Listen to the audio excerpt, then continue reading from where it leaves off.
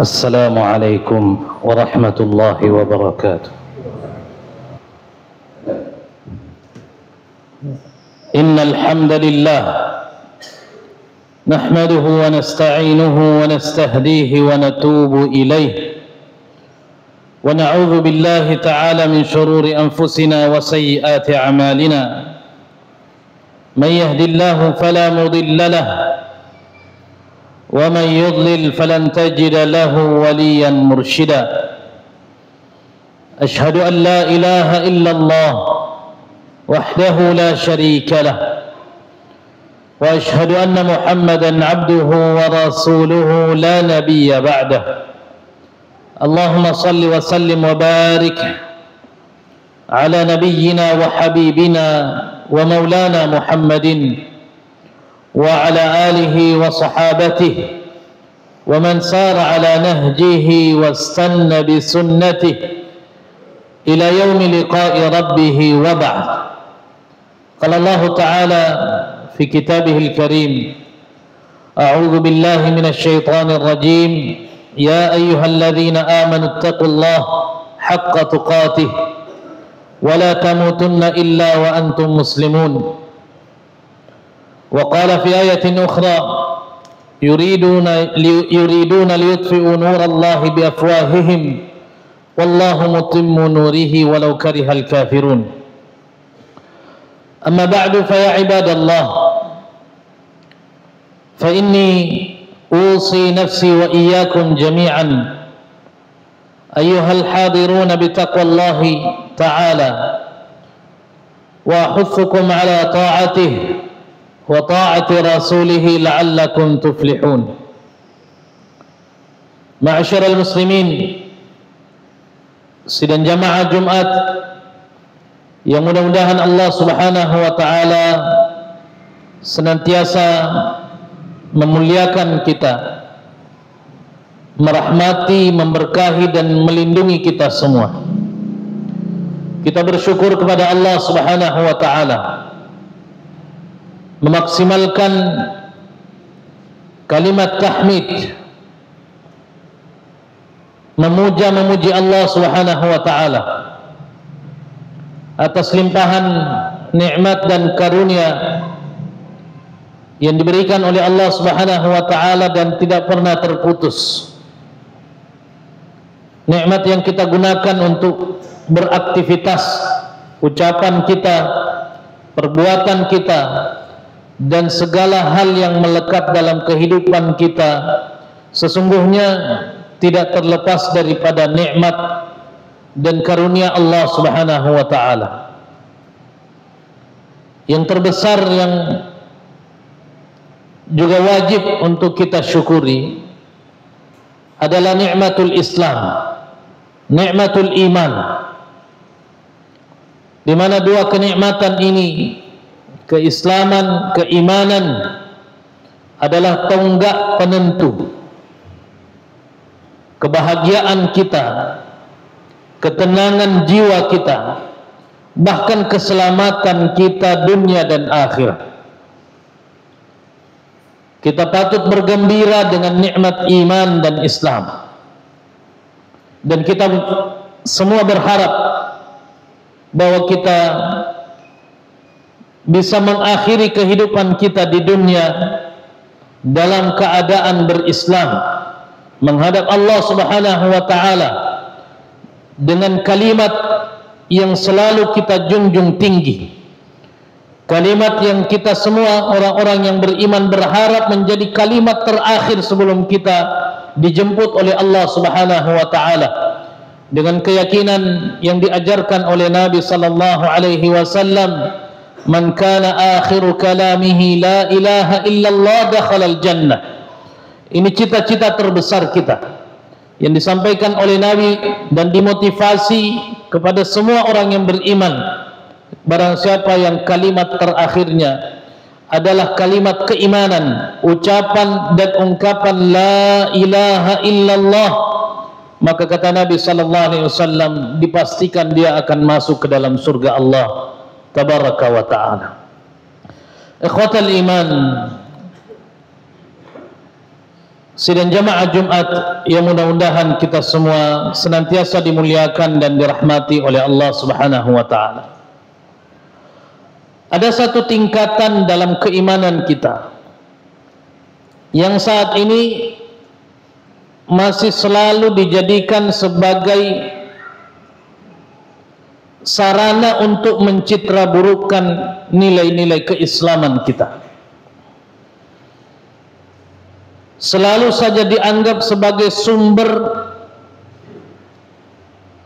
kehancuran. Selalu diidentikan dengan hal-hal yang negatif.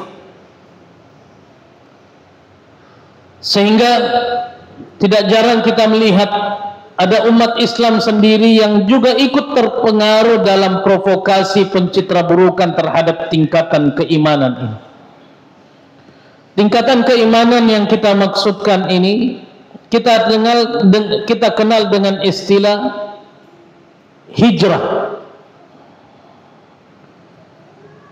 Sejak awal kata ini diperkenalkan di dalam Islam, ini selalu dijadikan sebagai kata yang merepresentasikan hal-hal yang negatif. Bahkan tidak jarang kita melihat ada orang yang mengidentikan kata hijrah ini dengan radikalisme.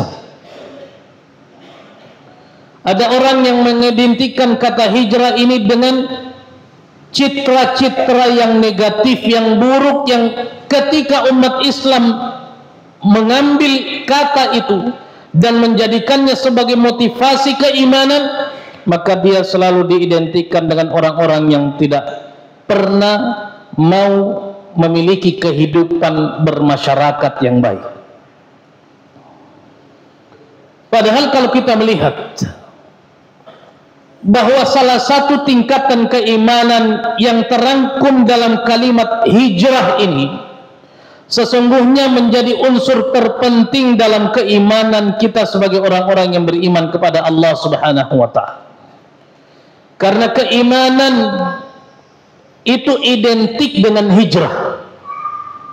Bahkan tidak sempurna keimanan seseorang ketika tidak ada semangat hijrah di dalam dirinya. Dianggap keimanan mereka tidak sempurna. Karena inti dari keimanan itu sesungguhnya adalah perubahan dan peningkatan ke arah yang baik. Dan itulah sesungguhnya unsur terpenting dari kata hijrah.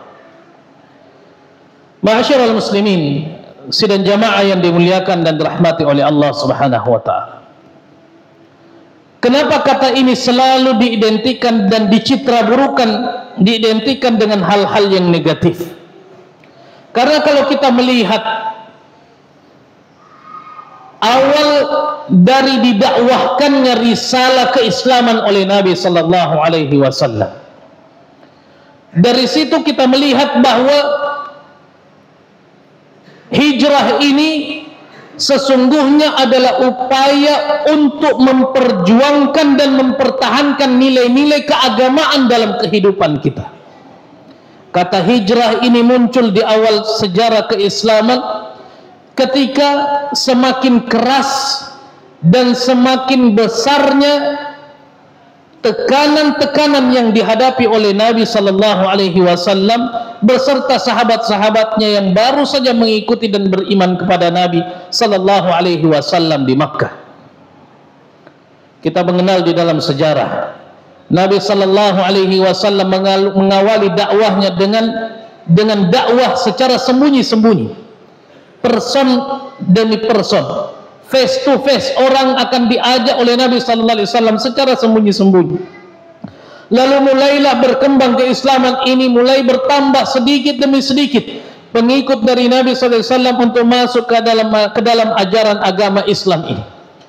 Hingga kemudian dakwah ini mulai tersebar, mulai banyak pengikutnya, mulai banyak yang beriman kepada Nabi sallallahu alaihi wasallam.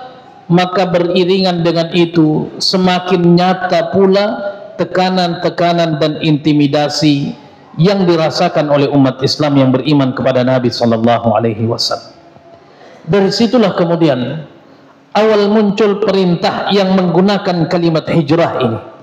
Ketika tekanan semakin besar, sehingga upaya untuk memperjuangkan agama Allah Subhanahu wa taala ini di Makkah khususnya itu semakin memprihatinkan, maka Allah Subhanahu wa taala memberikan satu solusi yang solutif terhadap umat Islam kala itu untuk memperjuangkan agama Allah di tempat yang lain. Tidak ada niatan lain kecuali untuk lebih mudah mengimplementasikan nilai-nilai keimanan dalam kehidupannya tanpa tekanan. Dari sini kita sesungguhnya belajar bahwa kata hijrah ini seharusnya mengajarkan kepada kita untuk membuka hati dan mata kepala kita, bahwa di saat kita menjadi orang yang beriman, ada yang tidak suka dengan keimanan kita. Ini poin pentingnya. Ini poin penting yang diajarkan dari kata hijrah yang disampaikan oleh Allah Subhanahu wa taala. Bahwa ada orang yang ketika dia beriman, dia tidak disenangi. Ada orang yang ketika dia berislam dengan baik, ada yang musuhi dia. Ada orang yang tidak suka dengan keimanan dan keislaman kita. Ada orang yang tidak senang ketika kita berupaya untuk menerapkan nilai-nilai Islam dalam kehidupan pribadi kita, dalam kehidupan keluarga kita. Bahkan banyak sekali orang yang tidak suka ketika nilai-nilai keislaman itu menjadi satu undang-undang dalam kehidupan kita di dalam berbangsa dan bernegara.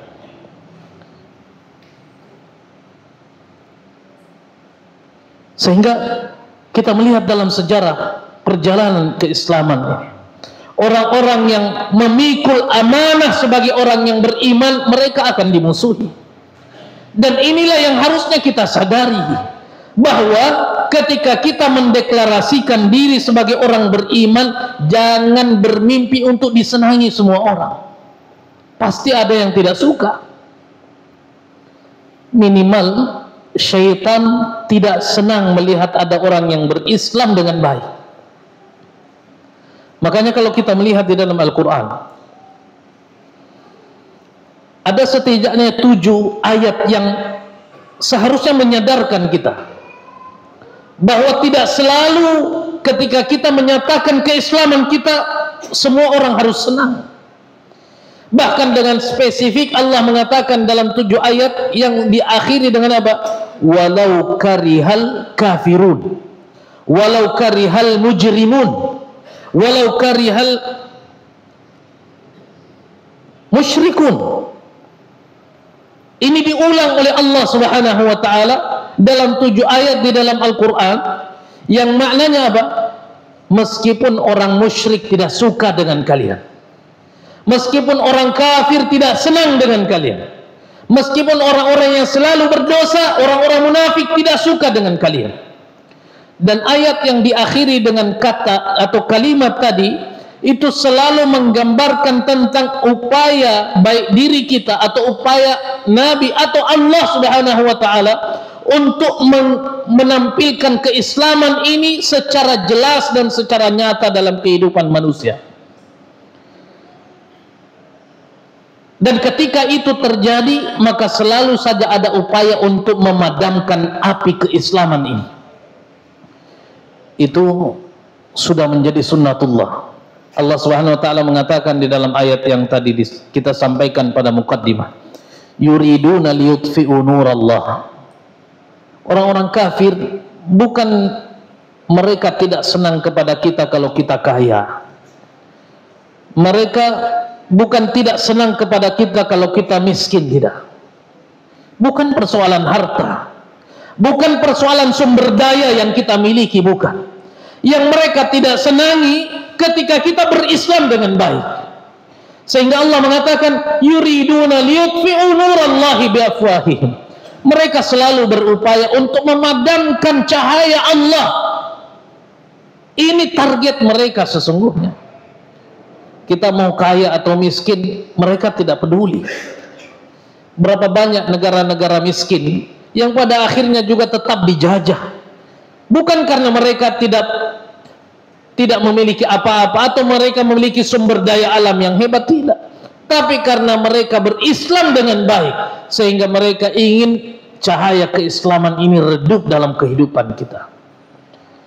Ma'asyiral muslimin, sidang jamaah yang dimuliakan dan dirahmati oleh Allah Subhanahu wa taala. Maka kita harus menyadarkan diri bahwa kalau kita beriman pasti kita punya musuh. Itu nyata. Itu nyata. Sebab banyak orang, baik orang-orang munafikin, apalagi orang-orang kafir, itu tidak senang dengan keislaman yang selalu ditampilkan, tidak senang dengan keimanan yang selalu diimplementasikan dalam setiap lini kehidupan kita. Mari kita lihat sejarah perjalanan keislaman.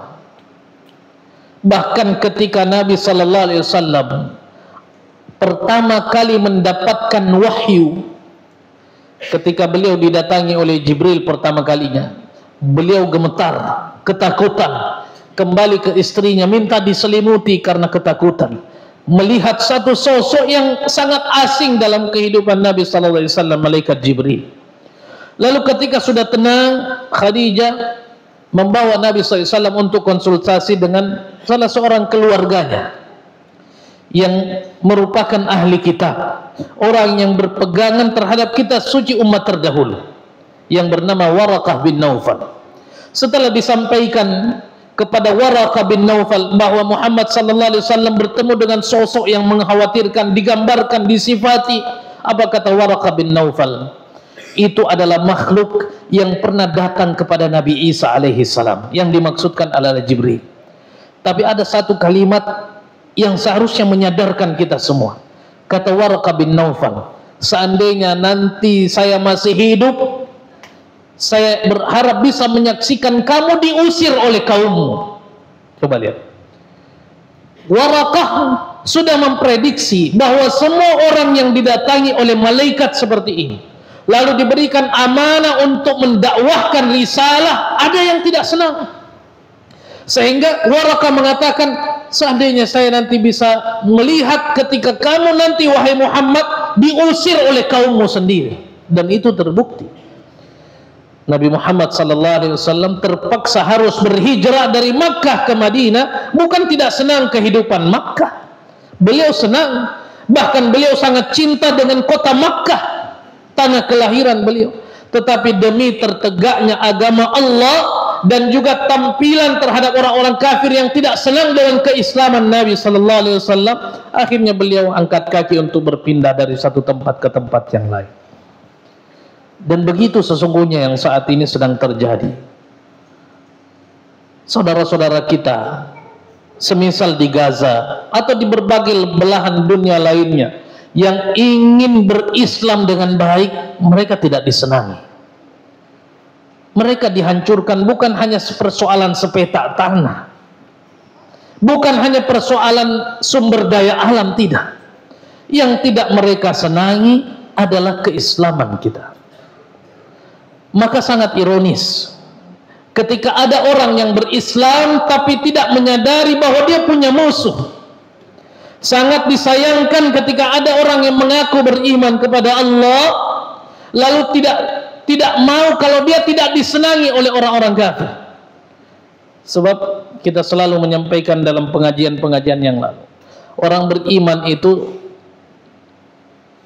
tidak seperti badut yang harus menyenangkan semua orang. Orang beriman punya tugas bagaimana menjalankan keimanan dalam kehidupannya. Orang senang atau tidak senang, yang penting kita berharap penilaian yang terbaik dari Allah. Itu menjadi role kehidupan kita. Itu yang menjadi rel yang nyata dalam kehidupan kita. Kita tidak sedang berharap untuk dipuji oleh semua orang. Kita tidak sedang berharap untuk disanjung oleh semua orang. Sehingga ketika kita beriman, kita mesti menyadarkan diri kita punya musuh yang tidak senang dengan keislaman kita. Tapi kita melihat dan menyaksikan fakta, realitas kehidupan orang-orang berislam saat ini. betapa banyak orang Islam yang tidak hanya menyadari bahwa dia punya musuh, bahkan menaruh simpati, cinta kepada musuh-musuh Allah Subhanahu wa ta'ala. Coba lihat bagaimana fenomena dan tragedi akhlak di tengah-tengah masyarakat muslim kita yang menjadikan orang-orang kafir ini sebagai panutan, menjadikan kebiasaan-kebiasaan mereka itu sebagai contoh untuk dia terapkan dalam kehidupan, sedangkan mereka tetap mengaku sebagai seorang muslim, baik dengan nyanyiannya, dengan joget-jogetannya, dengan kebiasaannya, dengan pakaiannya, bahkan dengan kata-kata yang keluar dari lisannya, semua menjadikan orang-orang kafir sebagai kiblatnya. Ini adalah tanda bahwa belum semua dari umat Islam yang menyadari bahwa sesungguhnya ada yang tidak senang dengan keislaman mereka. Ini salah satu pelajaran hijrah yang harusnya kita jadikan sebagai perenungan dan nasihat keimanan untuk kita semua. Yang kedua, kalimat hijrah ini mengajarkan kita tentang semangat untuk merubah diri ke tingkat yang lebih baik. Kata hijrah ini mengajarkan kita bahwa kita harus selalu mencari cara meningkat, harus selalu mencari cara untuk berkembang ke arah yang lebih baik, meningkatkan iman, meningkatkan ibadah, meningkatkan kebiasaan-kebiasaan positif. Itu tugas dan tanggung jawab kita sebagai orang beriman, bukan hanya sekedar pindah tempat. Kata Nabi sallallahu alaihi wasallam, wal muhajiru man hajara ma nahallahu an. Orang yang berhijrah yang sesungguhnya itu adalah orang yang berupaya meninggalkan apa yang dilarang oleh Allah dalam kehidupan dia. Kalau kita punya kebiasaan dosa, hijrah. Itu tugas kita sebagai orang beriman. Kalau di pasar kita masih bergelut dengan akad-akad dosa, hijrah. Hijrah, tinggalkan kebiasaan itu. Itu adalah kebiasaan orang beriman. Meninggalkan kebiasaan negatif adalah kebiasaan orang beriman. Kalau kita sebagai guru tinggalkan kebiasaan-kebiasaan dosa dalam pendidikan. Kalau kita sebagai orang tua tinggalkan kebiasaan-kebiasaan dosa yang selalu melekat dalam kehidupan orang tua dan kehidupan keluarga. Ini adalah tugas dan tanggung jawab kita sebagai orang yang beriman. Itu di antara makna hijrah yang terpenting. Sehingga dengan kata ini, yang kedua ini, kita bisa menjadikan diri kita sebagai muhajir. Bukan hanya sahabat-sahabat Nabi SAW yang diistilahkan dengan al-muhajirun, sahabat-sahabat dari kalangan muhajirin. Tetapi di dalam Islam, al-muhajirun adalah orang-orang yang selalu berupaya memperbaiki diri. Kita sadar kita punya banyak kekurangan, kita sadar kita punya banyak dosa, kita sadar kita masih sering khilaf, melanggar aturan-aturan agama. Tetapi bagi orang yang beriman, kesadarannya bahwa dia sebagai manusia biasa yang banyak melakukan kesalahan harus dibarengi dengan kesadaran untuk selalu berupaya semaksimal kemampuan dia memperbaiki kesalahan-kesalahan itu dan merubahnya menjadi kebiasaan-kebiasaan positif. Ja'alani Allah wa iyyakum minal amilin wal faizin wa adkhalani wa iyyakum bil jannati wan na'imil muqim. Aqulu qawli hadza wastaghfirullaha li wa lakum wa lisairil muslimina min kulli dhanb fastaghfiruhu wa ya fawzal mustaghfirin wa tubu ilaihi wa ya najatat taibin.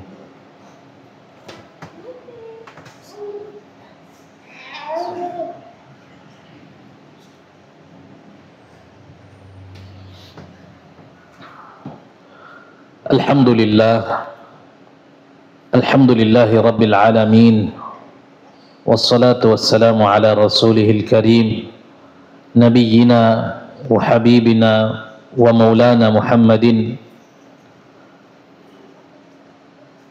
wa ala alihi wa sahabatihi wattabi'in wa man tabi'ahum bi ihsanin ila yaumiddin wa ba'd. Ayyuhan nas ittaqullaha rabbakumul ladzi antum bihi mu'minun wattaqu yawman turja'una fihi ila Allah thumma tuwaffa kullu nafsin ma kasabat wa hum la yuzlamun. Ma'asyiral muslimin, sidang jamaah Jumat yang mudah-mudahan dirahmati dan dimuliakan Allah Subhanahu wa taala. Itulah perenungan singkat kita pada Jumat yang mubarakah ini, dengan harapan mudah-mudahan kita semua bisa menjadikan perenungan singkat ini sebagai nasihat, motivasi keimanan untuk kita semua, khususnya bagi kami yang menyampaikan nasihat dan perenungan ini. Di tengah amukan fitnah akhir zaman yang melanda umat Islam dewasa ini, tentunya semangat hijrah harus selalu digelorakan di dalam diri. Minimal dalam 2 poin yang tadi kita renungkan pada khutbah pertama. Semangat untuk mengimplementasikan nilai-nilai keimanan meskipun ada yang tidak senang, karena kita hidup bukan untuk menyenangkan manusia, tetapi kita hidup untuk menjalankan tugas dan tanggung jawab kita sebagai hamba Allah. Liyabluwakum ayyukum ahsanu amala. Ini yang utama, agar kita bisa membuktikan bahwa kita bisa memberikan persembahan terbaik kepada Allah Subhanahu wa taala meskipun ada yang tidak senang. Yang kedua, semangat untuk melakukan perbaikan diri. Kita sadar masih banyak yang kurang dalam kehidupan kita. Masih banyak nilai-nilai iman yang terlewatkan atau mungkin sengaja dilewati. Kita harus sadari itu. Tetapi tidak cukup dengan sekedar menyadari bahwa kita punya banyak kekurangan. Kita mesti sempurnakan itu dengan upaya-upaya yang nyata.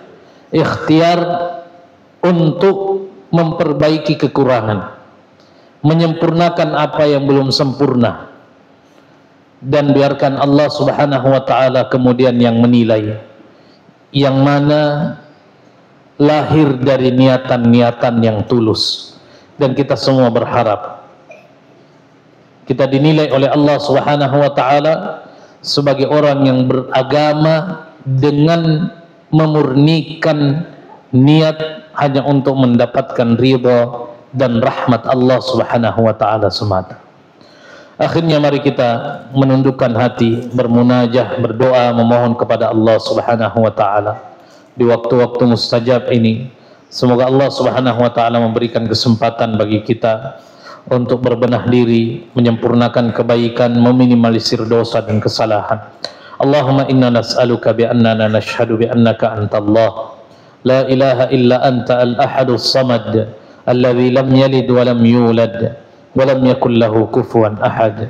Allahumma inna nas'aluka bi asma'ikal husna wa sifatikal ula. Allahumma inna nas'aluka bismikal a'zam alladhi idza du'ita bihi ajabt wa idza su'ilta bihi a'tait ya mujibas sa'ilina ya arhamar rahimin. Allahumma ighfir lil muslimina wal muslimat wal mu'minina wal mu'minat al ahya'i minhum wal amwat innaka sami'un qaribun mujibud da'wati wa qadiyal hajat. Allahumma arinal haqqa haqqan warzuqna ittiba'ah wa arinal batila batilan warzuqna ijtinabah. Rabbana afrigh alaina sabra wa thabbit aqdamana wansurna 'alal qaumil kafirin. Allahumma aslih lana dinana alladhi huwa ismatu amrina waslih lana dunyana allati fiha ma'ashuna waslih lana akhiratana allati fiha ma'aduna waj'alil hayata ziyadatan lana fi kulli khair waj'alil mauta rahatan lana min kulli syarr. Allahumma ansur ikhwanana al-muslimina fi kulli makan. Allahumma ansur ikhwanana al-mustad'afina fi kulli makan. اللهم انصر إخواننا المسلمين في غزة، اللهم انصر إخواننا المسلمين في الشام، اللهم انصر إخواننا المحتلين المجاهدين في كل مكان برحمتك يا أرحم الراحمين. اللهم ثبت أقدامهم، اللهم وحد صفوفهم، اللهم تقبل شهداءهم واشف جرحاهم. اللهم عليك بأعدائهم، اللهم عليك بأعدائهم أعداء الدين برحمتك يا أرحم الراحمين. وصلى الله وسلم على نبينا محمد وآخر دعوانا أن الحمد لله رب العالمين. هدانا الله وإياكم أجمعين. والسلام عليكم ورحمة الله وبركاته.